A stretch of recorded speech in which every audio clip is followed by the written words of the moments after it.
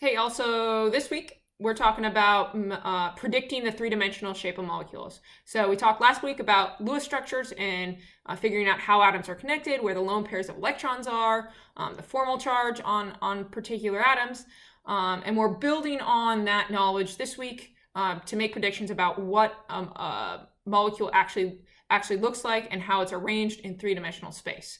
Okay, the shape of molecules, super important for they're related to the molecule's properties, how it chemically interacts with other substances. Our sense of like smell has a lot to do with the shape of the molecules that we're smelling, okay, and the receptor sites in our nose.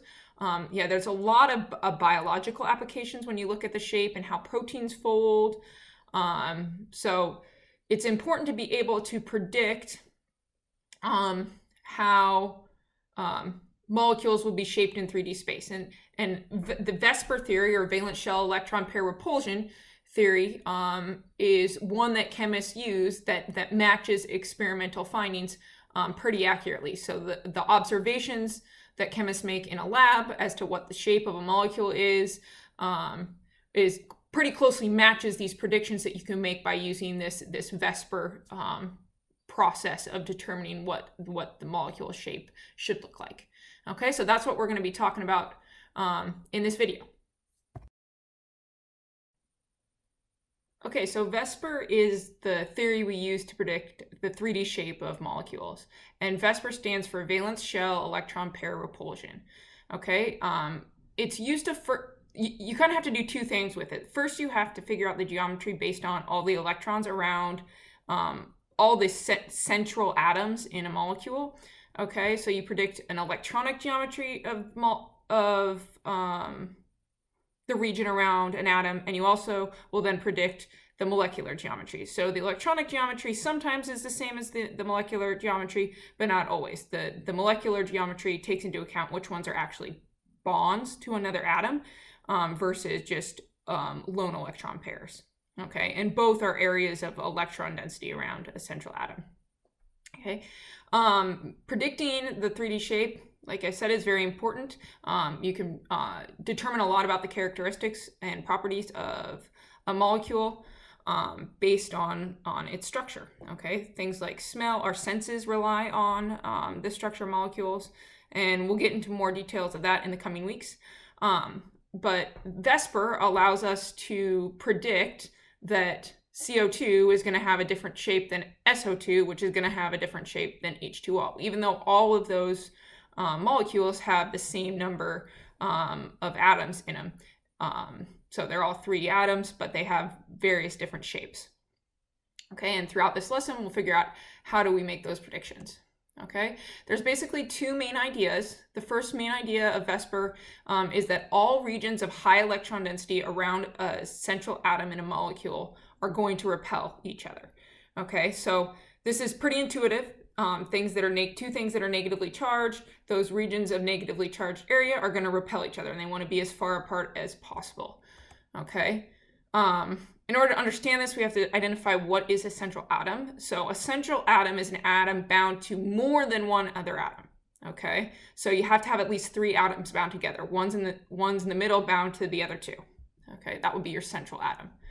Okay, and then the other thing we have to define is what is a region of high electron density. Okay, there's kind of 2 things you can have that would qualify and make it a region of high electron density. Okay, it can either be a lone pair of electrons, okay, or it could be a bond, a covalent bond to another atom. And we're actually going to count a single, double, and triple bond.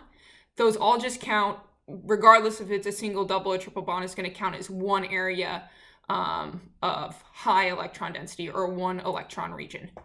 Okay, these are easier kind of to define when you see some examples. So let's look at H2O. O in the middle is going to be our central atom. Okay, and then there's 2 sets of lone electron pairs on the oxygen. Okay, so that's 2 electron regions, plus there's 2 single covalent bonds around that oxygen. Okay, so overall there's 4 electron regions in that water molecule. Okay, if we take a look at SO2, okay, the S is in the middle, so the sulfur is the central atom. Okay, there's one lone pair of electrons on that S, and then there's two double bonds. So each of those double bonds counts as one electron region. So overall, the sulfur has 3 electron regions around it. Okay.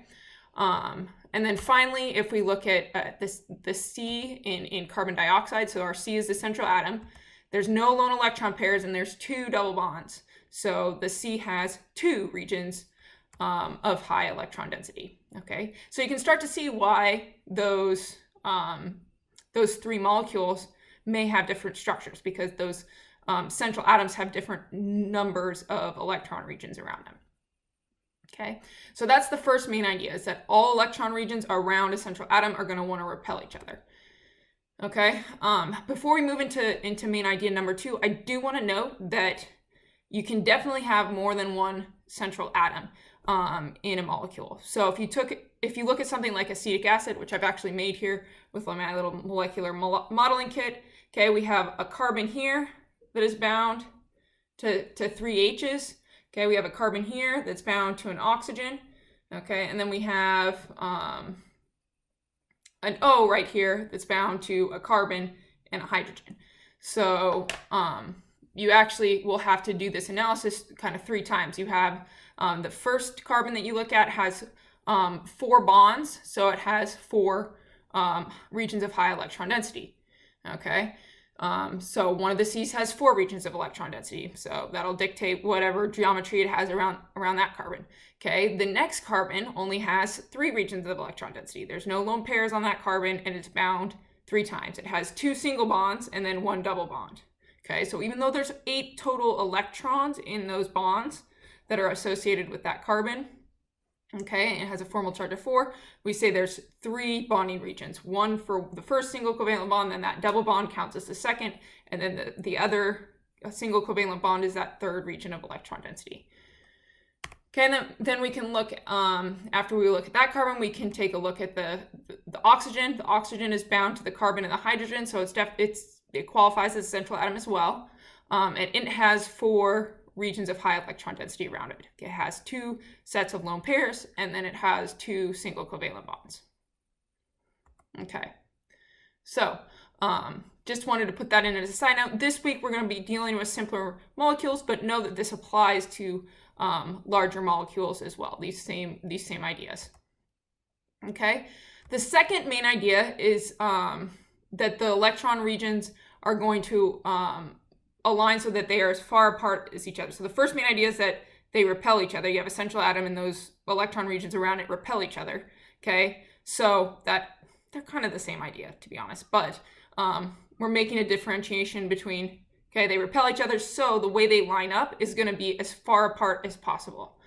Okay, so the negatively charged electron regions do repel each other, so they're going to be as far apart as possible. So if we make a central atom here, we need to at least connect it to 2 other atoms. Okay, and those electron regions, those bonds, are going to line up as far apart as possible, which would be 180 degrees from each other. So that's what you get when you have a central atom with 2 electron regions. They're usually bonds in this case. Okay, they're aligned. But as soon as you add that third electron region, it could be a lone pair or another bond, you get something that is on one plane, and all of those electron regions are lined up 120 degrees from each other, because that's as far apart as they can be. As soon as you move one, it's going to be less than 120 degrees. Okay, you pop on a 4th electron region, and it actually is no longer on a plane. It becomes something that we call a tetrahedral shape. And those electron regions are going to kind of point to the 4 vertices of a tetrahedron. Okay, so that ends up being 109.5 degrees apart, is as far apart as they can be, and all of the angles are 109.5 degrees. Okay, so as you add those electron regions, they repel, and you can get 5 electron regions or 6 electron regions if you're dealing with a central atom that is okay with exceeding the octet rule.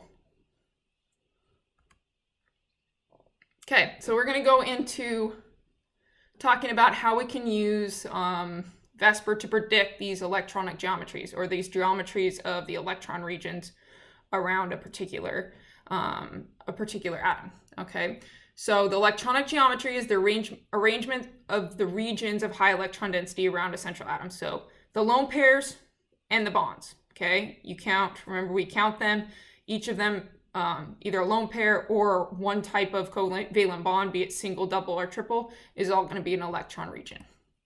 Okay, so if we just have 2 electron regions around that central atom, like we saw in CO2, you have a 180-degree angle, okay, that forms so that those electron regions can be as far apart as possible. Okay, if you have, and we call that a linear electronic geometry. Okay, if you add another electron region, you end up with something that is planar, but those regions are 120 degrees apart. Okay, if you divide 360 by 3, right, you end up with 120. So that's as far apart as they can be. Okay, and we call this trigonal planar. Okay, and then if you have 4 electron regions, we call this shape tetrahedral, and all of those regions are going to be 109.5 degree angles here. Okay, regardless which ones you go to, it's 109.5 degree angles. Okay, I'm going to introduce the electronic geometries for larger central atoms, or central atoms that have more regions. But before we do that, I do want to note, if you were asked to draw a tetrahedral shape on a piece of paper, you can't really draw in 3D. Or if you're a good artist, you probably can, but you know my drawing skills, and a lot of chemists, a simple shorthand way to show that these are not all in the same plane is to use a wedge to indicate any electron region or bonding region that's coming out, kind of like out of the screen or out of the page at you, and then a dash to indicate one that's going like back into the screen or into the page. Okay, so these 2 lines are representing this bonding or this electron region and this electron region, and then this one is represented by a wedge, is what we call this, and the dash represents the one that's kind of going back like into the screen. Okay, the other 2, and we call these linear drawings. Okay, or line drawings. My goodness, line drawings of the 3D shapes. Okay. So trigonal planar is easy to draw, and so is linear. The only one that's a little bit difficult is the tetrahedral, and because you have to show that they're not all on the same plane. Okay, so let's go on. Let's talk about if we had more than 4 electron regions. I'm not going to give you any in the assignment you have for this week, but it is important to note that you can have more than 4 electron regions around a central atom. If you have 5 electron regions, the shape becomes trigonal bipyramidal. Okay, you have some angles that are 90 degrees, some angles that are 120, like we saw in the trigonal planar, and then an 180 degree angle between these 2 regions here. Okay, so it's kind of like a linear combined with a trigonal planar, and we call it trigonal bipyramidal. Okay, because we kind of got 2 pyramids. We got a pyramid here, and then a pyramid here pointing down. Okay, line drawing of that one would look like that. And if we have 6 electron regions, we call it octahedral shape. Okay, and we have 90 degree angles between most of them, and then we have an 120 degree angle here, 180 degree angle here, here, and here. Okay, so I'm just pointing those out. You will not need to know these per se for this assignment this week.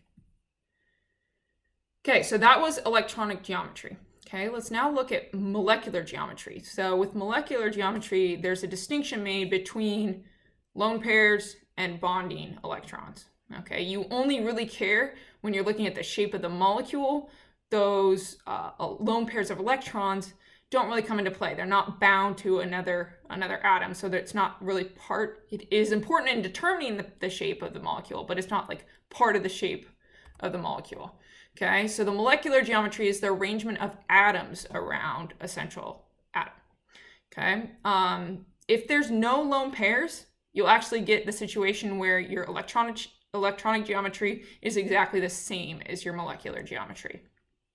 Okay, to determine your molecular geometry, you first have to draw your Lewis structures, or at least picture them in your head and figure out what the central atom is and the number of electron regions it has around it. Okay, then you have to determine your electronic geometry based on the number of electron regions. And then, and only then, can you go to figure out what that molecular geometry is. Okay, so it's easiest to use some examples, and then I'll kind of give you a summary chart with all the terminology at the end, but it's easiest to kind of go through some examples to figure out how to do this. So the first one we're going to look at is carbon dioxide.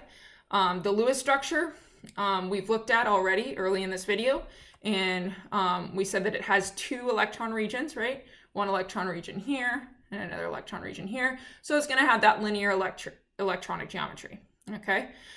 There are no lone pairs. In this case, there's no lone pairs, so the electronic geometry is going to equal the molecular geometry. And fortunately, there's the same name if it's linear electronic geometry, and the geometry doesn't change because there's no lone pairs. When you're looking at molecular, then we just still call it linear. Okay, so CO2 is going to have a linear electronic geometry and a linear molecular geometry. And in this case, the bond is going to be 180 degrees, or this angle between those is going to be 180 degrees. So if we were to draw this out with our line drawing, we just draw it in a straight line, the C in the middle with 2 O's. Okay. In these line drawings, when you're showing geometry, you do not need to show the lone pairs of electrons, unlike you do need to do in the Lewis structures. Okay. Next example, BF3. Okay, so if we draw our Lewis structure, we can tell that we have 1, 2, 3 regions of high electron density around that B, the boron. That's our central atom. Okay, so we know because of the 3 electron regions around the central atom, it's going to have a trigonal planar geometry, electronic geometry. Okay, and it turns out that those are all bonds. There's no lone pairs on that central atom, so we're also going to have a trigonal planar molecular geometry. Okay, so it's convenient when these end up being the same thing, trigonal planar electronic geometry. If you have no lone pairs on that central atom, if they're all bonds to another atom, then it's still a trigonal planar. Okay, if we could draw this out, we would just do our line drawing. There's the trigonal planars all in one plane, so you can easily draw it on a piece of paper. You don't need any wedges or dashes. Okay, so let's look at SO2. So SO2 has 3 regions of high electron density around that S, that central atom. So it's also going to have a trigonal planar electronic geometry. However, one of those regions is a lone pair of electrons. Okay, so when we're looking at molecular geometry, we kind of like X that out in our mind. Okay, that's not part of this actual molecular geometry. It's important because it causes this to bend right here, and this to be at an angle and not in a line. However, it's not part of our molecular geometry. Okay, so these lone pairs actually push a little bit more than bonding electrons. So these are held a little bit closer to that central atom and push a little bit more. So what you see when in reality, when you experimentally look at that bond angle on SO2, you get a 119 degree angle. So it's a little bit less than 120 because that lone pair of electrons pushes on those bonding electrons a little bit more than the bonding electrons are pushing back. But it's about 120 degrees. But what we observe is 119. And what we call this, conveniently, it's called bent molecular structure, which is pretty easy to remember because it looks like it's bent. So we call this a bent molecular geometry. If we were to draw it out, okay, you can draw just those double bonds kind of at an angle and show that it is a bent molecule. Okay, so that's SO2. If we look at CH4, we now have a situation where we have 4 areas of electrons, or 4 electron regions around that central atom. Okay, so we know we're going to have a tetrahedral electronic geometry. Okay, in this case, we have no lone pairs on that carbon, so we also have a tetrahedral molecular geometry. Okay, here's where our line drawings get a little tricky. We want to draw a wedge to show that hydrogen coming out of the screen, a dash to show the hydrogen going in the screen, and then the other two can just be lines because they're like in the plane of the computer screen or the phone screen or whatever you're watching this on. Okay, so that's CH4, another case of where there's no lone electron pairs on that central atom, so electronic geometry equals molecular geometry. Those are the nice simple cases. Okay, NH3, if we draw our Lewis structure, NH3 also has 4 regions of electrons around the central nitrogen atom, so it's also going to have a tetrahedral electronic geometry. Okay, but we have a lone pair of electrons. It's going to push on those bonding electrons, okay? And you're going to have a shape that is kind of like, it sort of looks like our trigonal planar, but they're not planar. They're not all on the same plane, okay? They're kind of pushed down from that area where there is a lone pair of electrons.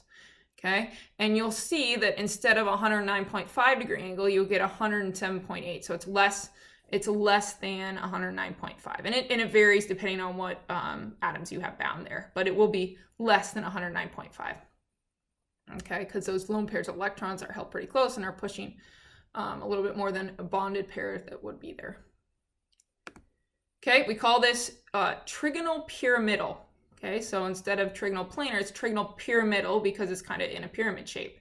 If we were to draw this, we can draw the wedge and the dash again to show that these are not all in the same plane. Okay, the next example I have here is H2O. Okay, so we've looked at water a lot. It has 4 regions of electrons around it. Okay, so tetrahedral is its electronic geometry, but it has 2 of those electron regions that are lone pairs. Okay, so those are really going to push on the other 2, and you're going to get an angle here that's 104.5 in your molecular geometry. Okay, we call this bent. Okay, so if you see something that's like this, it's bent. If it's a tetrahedral bent as opposed to a trigonal planar bent, your tetrahedral bent molecular geometry is going to have a smaller angle. Okay, it'll be less than 109.5 and quite a bit less. So this is 104.5. So this is like 5 degrees less than that because those 2 sets of lone pairs are really pushing on those bonding electrons and pushing them away. Okay, so if we were to draw water, since we're only dealing with 3 atoms, they're all in the same plane. And so you can just draw them with lines. Okay. So our summary of what we've gone over, okay, if we have 2 electron regions, we'll have linear electronic geometry around that central atom. And our molecular geometry in that case is always going to be also linear. Okay. Because in order for VSEPR to apply, you have to have at least 3 atoms present. If you're looking at a central atom bound to 2 other atoms, then it's going to be linear. Okay, there's those 2 regions of electrons are pushing away from each other. Okay, if we have 3 electron regions, we have trigonal planar. We can be either trigonal planar molecular geometry or bent. Okay, and with this bent, we're less than 120 degrees. If we have 4 electron regions, excuse me, we have tetrahedral, which can be either tetrahedral, or if we have 1 lone pair of electrons, it's going to be trigonal pyramidal with an angle between each of these is less than 109.5. Or if we have 2 areas of lone pairs of electrons, then we have bent. Okay, and again, that's going to be less than 109.5 degrees. Okay, so this is kind of a summary. Here at the end, you can pause the video or take a screenshot, and this should be very helpful when you're working on your activity for this week.